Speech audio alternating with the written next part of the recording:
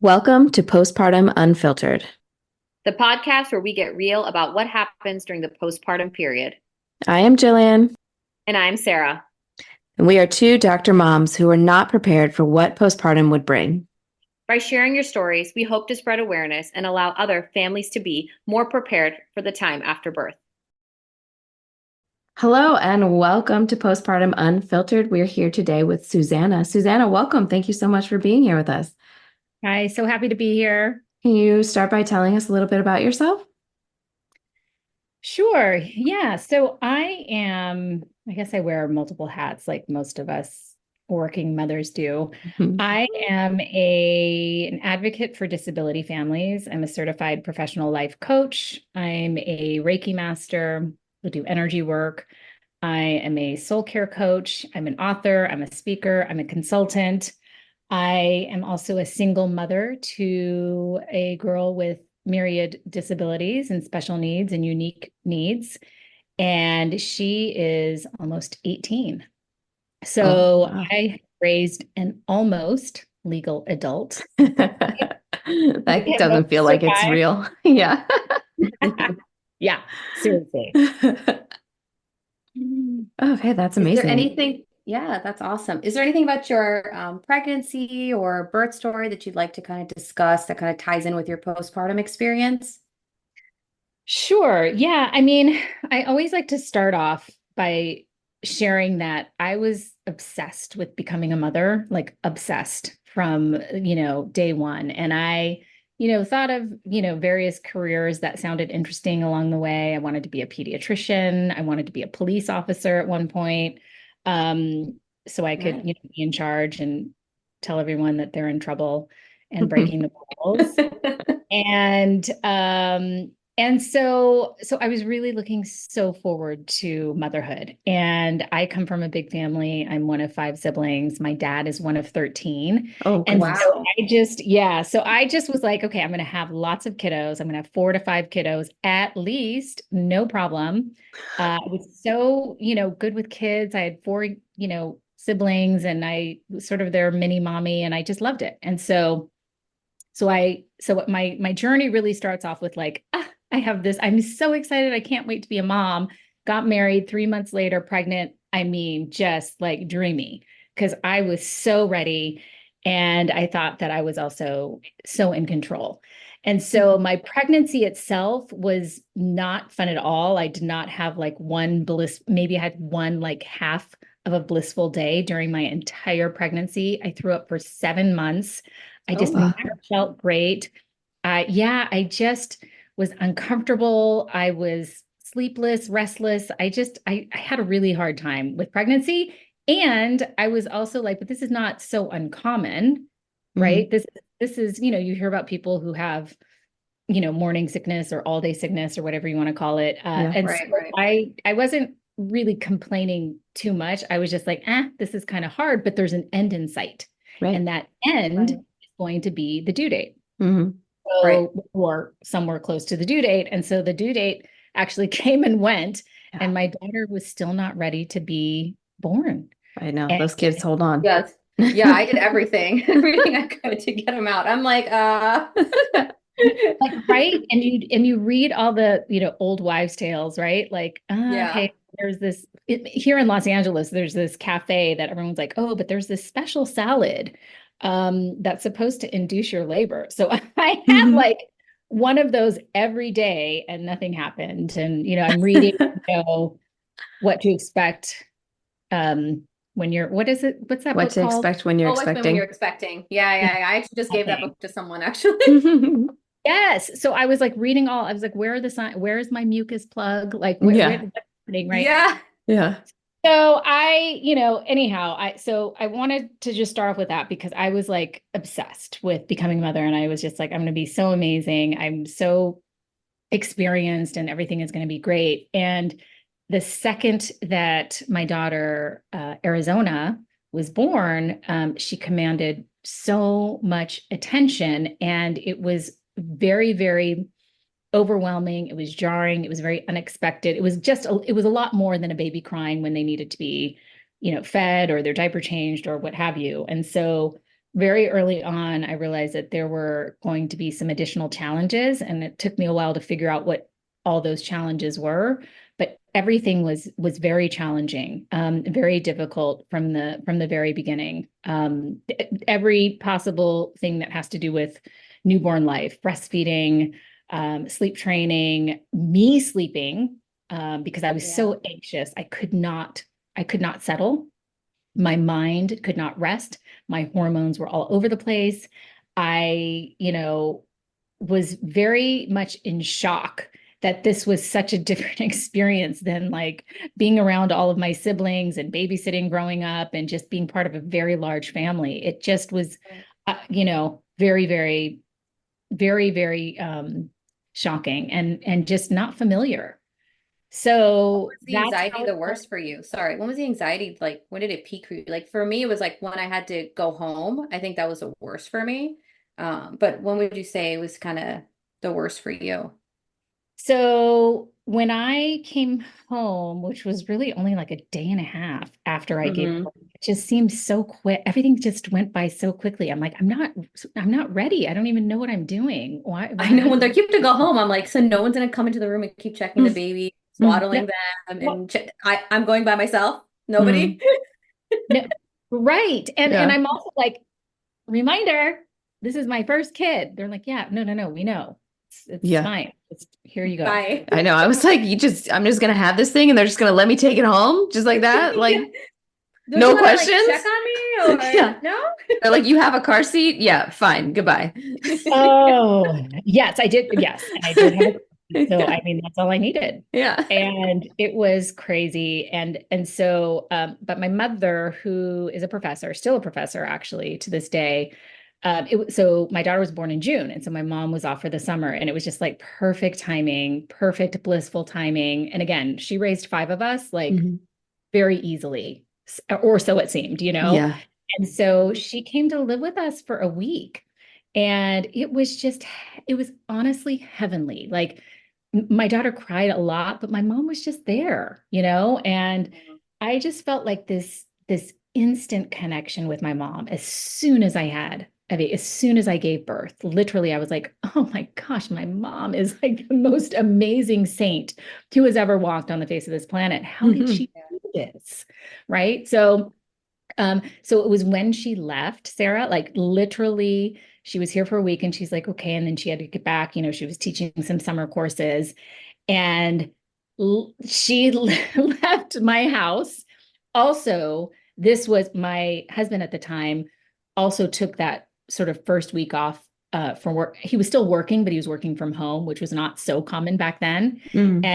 And so he went back to work and my mom left. And I literally was at my doorstep sobbing, just sobbing uncontrollably. I had no idea what was happening. I was like, it's a Monday morning and I have like 10 hours ahead of me before even my husband gets home. I mean, I literally just that's when the anxiety just kicked in like overdrive instantaneously.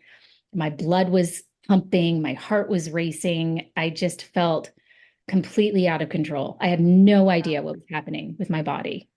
Yeah. So you said your daughter's 18. So at that time, did they have a questionnaire for you when you were about to leave the hospital to see like how you were feeling emotionally or anything like that? No, nothing, No. 0%. Yeah, nothing. Oh, cool. Okay. Cool. Interesting. Yeah. That's So did now they, they I guess, yeah. yeah. I was just gonna say, did anyone ever ask you about it before you brought it up? No, Oh, wonderful. no, not at all. And in fact, when I did bring it up, and I brought it up because I was crying all the time and couldn't figure Yeah. out, and it's different when you're crying and having anxiety and depressed about, breaking up with a boyfriend in high school than when you have this little being to take care of. Yeah. So Hmm. I felt like, what am I going to, I can't not be able to function. Right. I just can't Right. not be able to do that. And so I kept calling my OBGYN, who by the way was male. And I've since switched,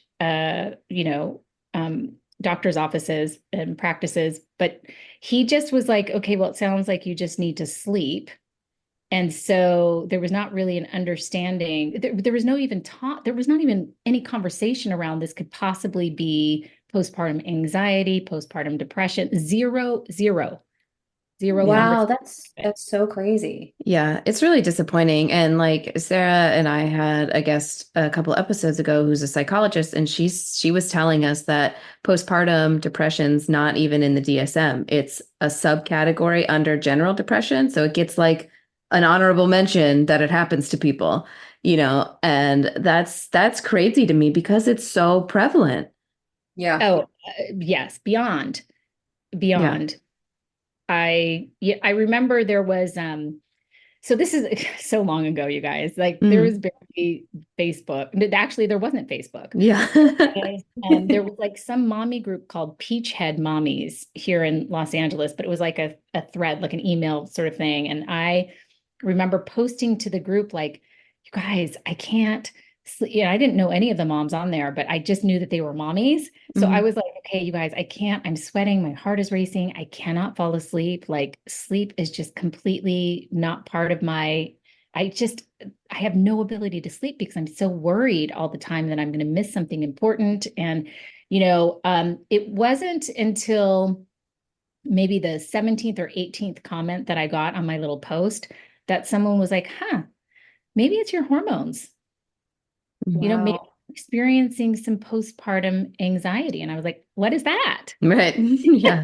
What Never is heard of that? it. Would have thought my Yeah. doctor might have mentioned that when I said the same things to him. Yeah, Oh Yeah. my But gosh, no. that's crazy. that's That's so terrible. crazy. And About that. so I know you said you did bring it up yourself. How long did it take you having these symptoms and these issues before you kind of said either I need to go to the doctor or I need to put my foot down with my OB because I need some help?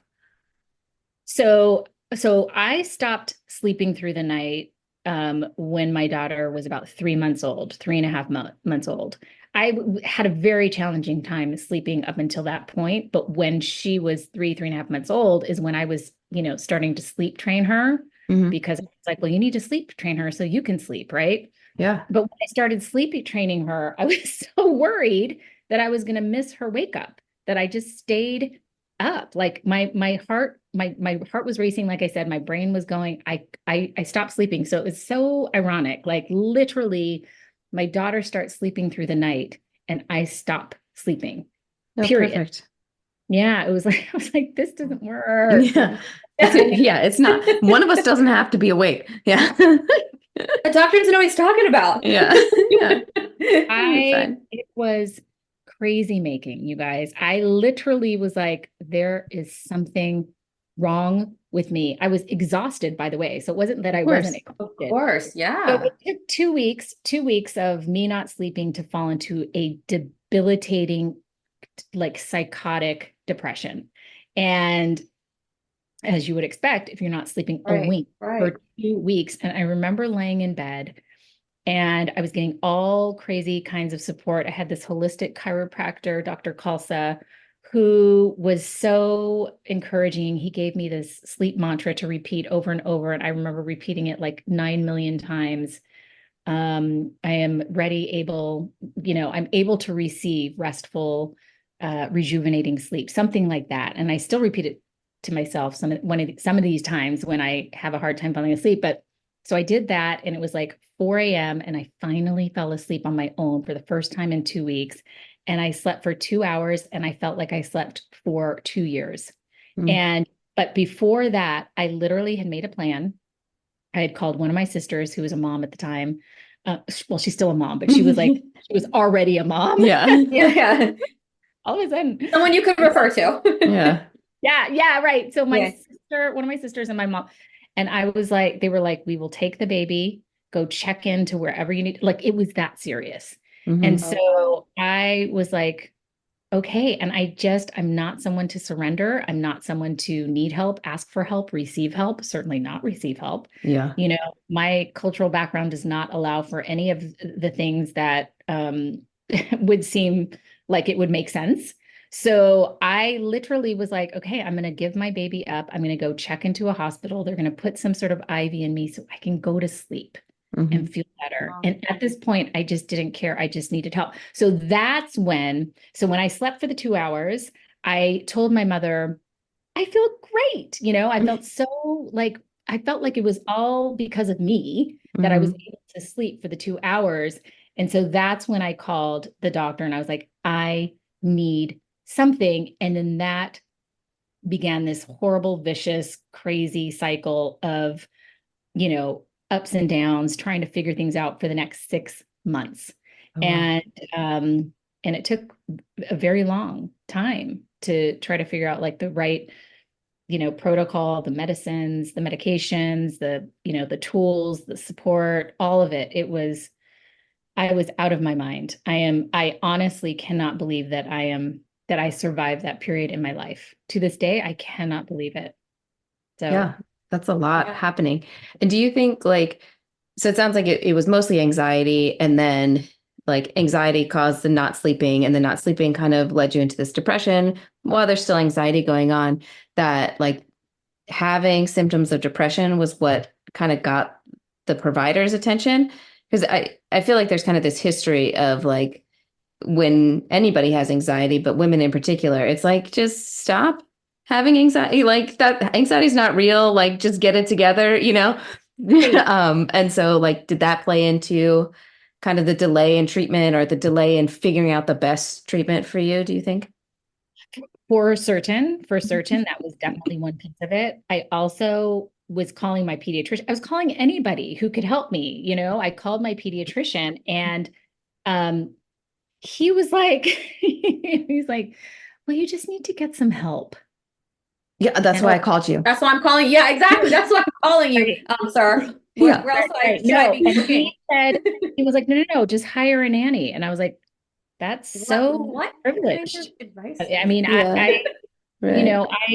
I don't, okay. Are you going to pay for my nanny? Like, right. it's just, And also just like with anxiety, I feel like it's kind of silly to like so simply suggest that you invite some stranger into your home. Right, which would heighten anxiety, like right. a crazy amount. Like, Yeah. no, that would have, I actually, again, my husband at the time had heard of the night nurses. And so when my daughter was like 3.5 months old, he's like, you know what? I got a surprise for you. And I was like, what is the surprise? I don't like surprises ever. And he's like, no, so-and-so referred this woman who's a night nurse. She'll come over and then she'll just take the baby and burp the baby and she'll bring the baby back to you when you need to breastfeed. And I was like, who is this lady? Yeah. It was awful. Yeah. Great. Thanks for the nightmare. Yeah, exactly. Exactly. It's horrible. I was telling in one of the episodes, they take the baby down to do like a blood test, and I went with the baby, and it was like the nurses in the hospital, and I still didn't even trust. The anxiety was so bad for me. I was like, no, I don't trust them. And they're nurses in the hospital. Yes. Doesn't matter. No, seriously, did not matter. It's, and unless you have experienced it, I will say it's very hard for people to understand, and especially the male population. Unfortunately, I mean, I have tried. Even my brother is a doctor, actually, and I've sat down with him like very, very transparently and like, I just need you to understand because you are treating, pregnant women and new moms. Like, I just want you to know what this is like. And by the way, he has 5 kids, and I still have to. Yeah, I'm telling you, my family is. You guys you go for it. You guys. Yeah, Sarah and I were both like 2 is fine. Yeah, we're like that's enough. It's good. So good. Yes, so and good. For me, one. Yeah, I don't blame you. Yeah. I don't blame you. Agreed. That's a lot. And so you had all this anxiety and mood symptoms kind of immediately. How was your physical recovery after pregnancy and birth? And then how did that play in with the mood stuff you were experiencing? Well, this is such a lovely conversation that I wish I had almost 18 years ago, right? Because I didn't even think about my physical state, right? Oh. So I had given birth and I tore so badly. Like I tore from all the way to my anus. Oh, good. And so they had to, fun times. Yeah. So they had to stitch, right? And I couldn't sit down for like the first month or two, really. Like I had a big donut pillow, but I had hemorrhoids. Yeah. My Hemorrhoids, sister the thing we never talk, like Never talked hemorrhoids. about it ever. the No one ever silent yeah. killer almost. Like nobody wants to talk about it, but it's terrible. And by the way, they haven't gone away. Yeah. They're still with me. Yeah.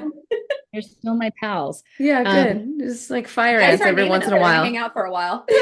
My sister has, okay, listen, one of my sisters has 4 kids, right? Because there's a theme here. Yeah. She got 2 really big hemorrhoids when she gave birth. Her name is Sarah. Sarah, please, I hope you never listen to this episode and become embarrassed. But she named her hemorrhoids Bill and Ted. Oh, so because they had such an excellent adventure? They're buddies. Yeah. Lewis and Clark. Yeah. Bill and Ted. They were dying. Yeah. Dying. But yes, so the hemorrhoids, I was torn. So I was, I had ice packs everywhere, You know how they have those gloves at the hospital where they stuff the gloves with ice? It's so weird. I don't know if they do that now. No, they have ice packs Like now. ice pad. They have a huge ice pad It's now. like it looks Yeah. it looks like They didn't have so that? mine wasn't I didn't have actually no I did so it's like a menstrual pad and an ice pack. So like the like emergency ice pack, you squeeze it pops, you shake it. They have that built into like a cotton top, so We are blowing her mind right now. it sticks in your mesh underwear and She's like, if I had that. Game changer for sure. Yeah. You see your face. She's like, what are you talking about? I live in Los Angeles. I don't live in the sticks, Yeah. You should have the Beverly Hills stuff. You have a nanny. Well, clearly, right, the nanny, right. Nanny. And, the OBGYN who was upset that I went into labor on Father's Day in the middle of his golf game. Like there's that.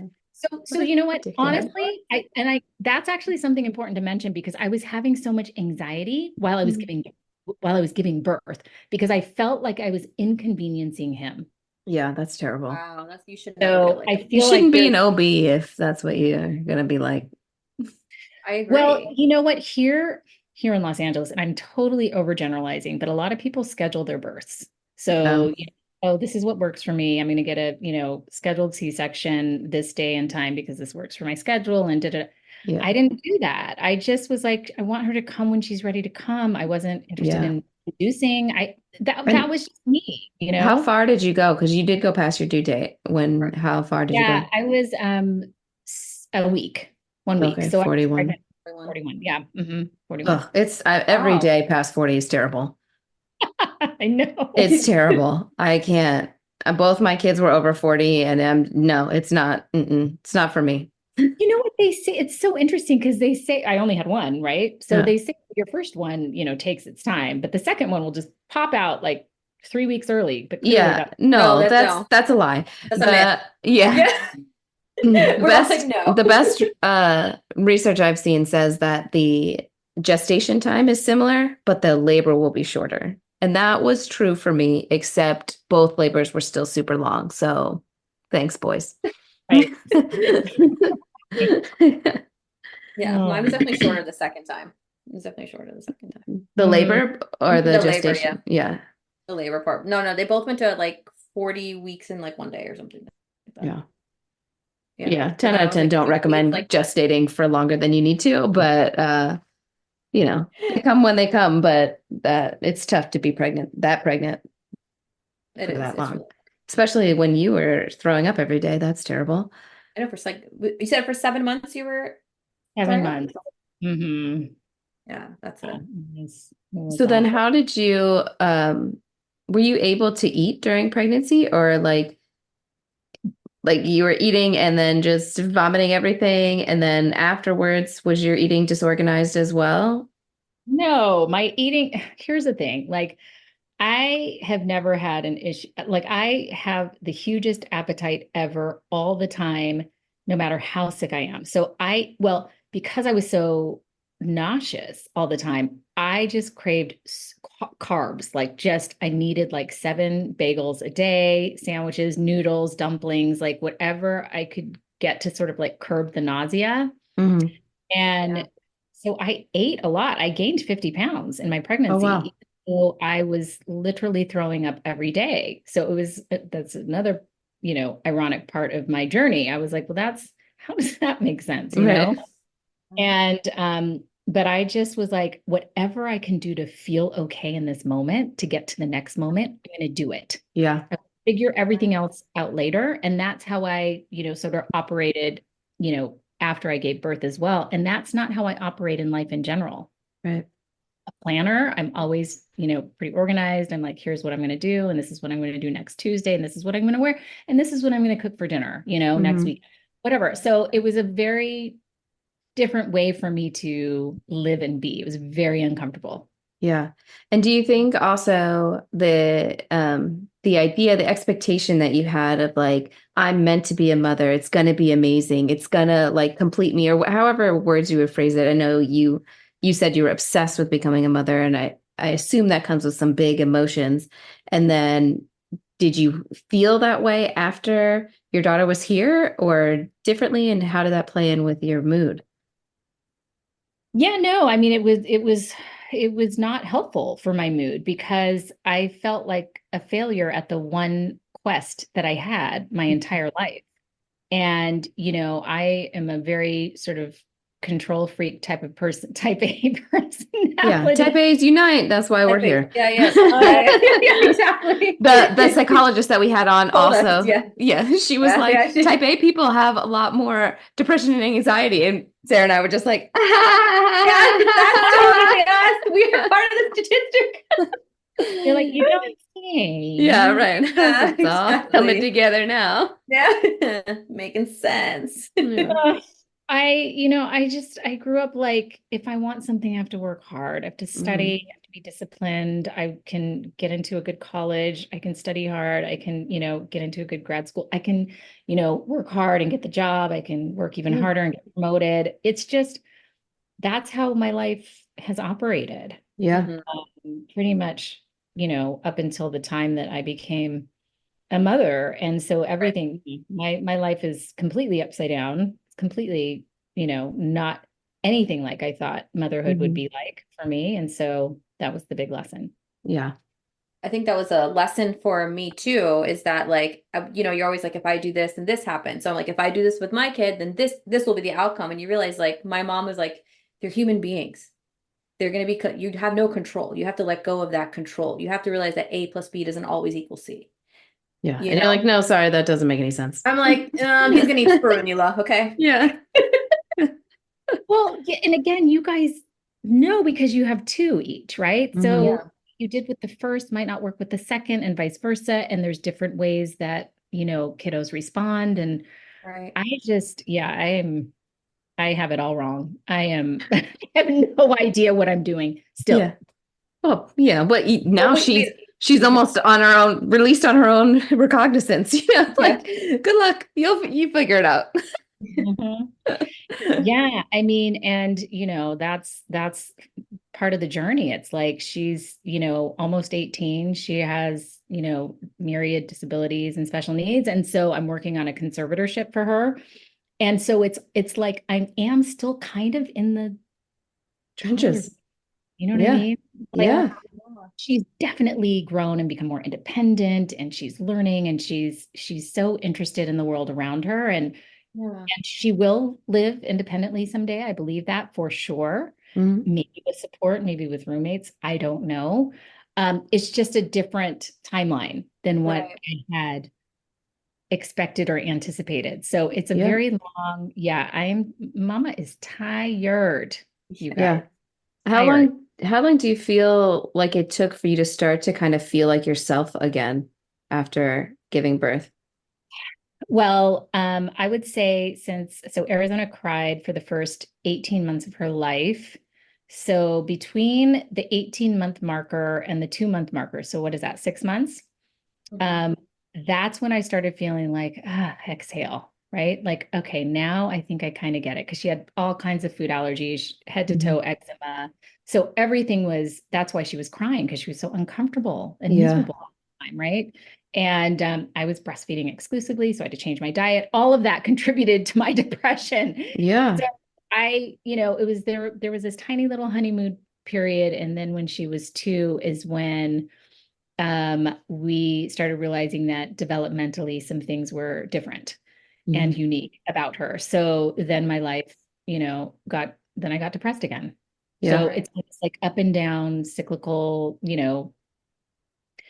episodes of grief, like and mourning. And I'm like on my toes all the time. Yeah. And So it sounds, oh, sorry. No, go ahead. Okay. What made you kind of get into the Reiki type of energy? Was that something to do with was it a certain time period that you kind of needed? Because you said it was kind of up and down. Was there a certain time period that you felt like that was the answer to get you back to up? Is that kind of what got you into it? So I will say that, I have done and tried every modality of any possible way to help me heal or help me stay sane or help me survive another day. And so Reiki, I didn't know much about it, but I had an older sibling who was interested and practiced Reiki. And so I was like, let me do Reiki training just so I can have some more sort of support for myself. And it really, really, really helped with my anxiety and depression. Everything is sort of energy and intention. And I just was, I shift in mindset. I'm not sure exactly what happened. I've always been a girl who responds really well to Eastern medicine. And I've been doing acupuncture since I was 10 years old for, various ailments that I've had, like migraines and things like that. So then I started acupuncture as well for anxiety and depression. And that was really, really helpful. Yeah. So it's just, again, my toolbox is so huge. I have like 78 things that I can pull, at any given moment if I just can't make it through the moment. And that shifts and changes every day what it is that I need in each moment. And I'm grateful for that. And some days I'm just like surviving is a feat. Yeah. So yeah. Yeah. I was going to ask kind of a similar question that was there a part in this postpartum journey that kind of led you into the work that you're doing now? Because it seems all sort of connected for you. Yeah, well, for sure, as a sort of coach and consultant and healer or whatever you want to call it, it really is. I teach what I most need to learn still, what I most needed back then, the support that I needed back then. My book is memoir for sure, but it's also a guidebook for parents who are on the special needs journey as well, in terms of, I share tips and different things at the end of each chapter in the form of a truth corner of what I know now that I wish I had known then. Yeah. There was no blueprint, no roadmap, nothing, zeros. Like, I feel like I was in the dark ages. Yeah. Seriously, like talking Yeah. to you all. I'm like, I didn't even have a video monitor. We Right. didn't have things back then. Yeah. So it definitely, it all has led to me having the desire to help other moms with, everything that I experienced, to maybe feel a little bit less alone. Yeah. Yeah. Less isolated. Yeah. Yeah. That's amazing. Does that feel like it's helped you on your own journey as well, being that person for these people and being able to connect with them kind of on this deeper level? Yes, because it also reminds me that I'm not alone. And so as I'm sharing, even as I'm sharing my story with you all today, I'm, sort of years out of my postpartum experience, but I feel it so much. Like our bones know, you know what I mean? I feel it so much in my body. And so I know that I can speak to that, specific and very debilitating experience and help other moms for sure. I am so grateful for that. And I have helped a lot of moms. So that's all I need. I mean, that's kind of what it's about, right? We're here because these stories are kind of all interconnected. We've all got little bits and pieces of the same experience to varying degrees, but there's in every episode that we've done, somebody has said something where I said, I had the same thing, or Sarah has said that. So between three of us, we've all got common touch points over and over and over again. And at each of us had an experience where we felt alone or isolated, or no one will understand. I can't talk to somebody about this because they're going to think I'm insane. I was just talking to somebody today that only parents understand I had somebody told me today, I have 3 kids. That's crazy. I should have never had that many kids. I love them. And I said, of course you do. I have kids too. I totally get what you mean. It's only people without kids who think, oh my God, this guy hates his children. Like, and Right. it's not that. It's challenging. It's amazing. It has beautiful days. It has crazy times where you think there's no way I can survive this. I'm doing all the wrong things. Like it's wild, and we don't talk about it, and we should talk about it. And that's why we're here talking about it and writing books about it and coaching people and being the advocate that everybody wishes they had. Right. Yeah. Agreed.